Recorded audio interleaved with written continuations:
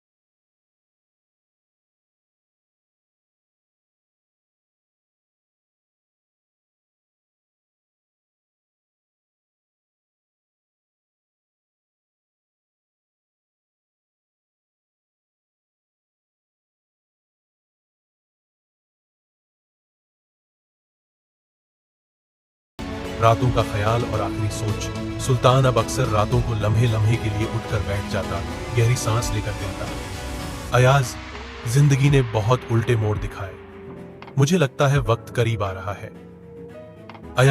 अयाज का दिल थर्रा जाता। जो आदमी 17 मुल्कों को फतह कर चुका था, आज अपने सीने में थकान और दर्द महसूस कर रहा था। सुल्तान की आखिरी दुआएं। आखिरी दिनों में सुल्तान की इबादत और ज्यादा गहरी हो गई। हुजूर सल्लम की सुन्नत का इतना एहतियात रखता कि मखलूक को तकलीफ से बचाने के लिए रास्ते पर से पत्थर भी हटा देता।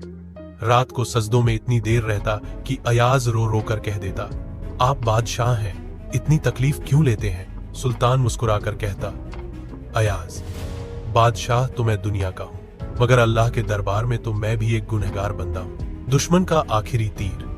रईसों की बगावत। सुल्तान की कमजोरी देखकर कुछ रईसों और अमीरों ने सोचा, अब तखत हम छीन सकते हैं। गजनी के अंदर एक खामोशी से साजिश चली, लेकिन अयाज ने उस साजिश को जमीन पर आ गिराया।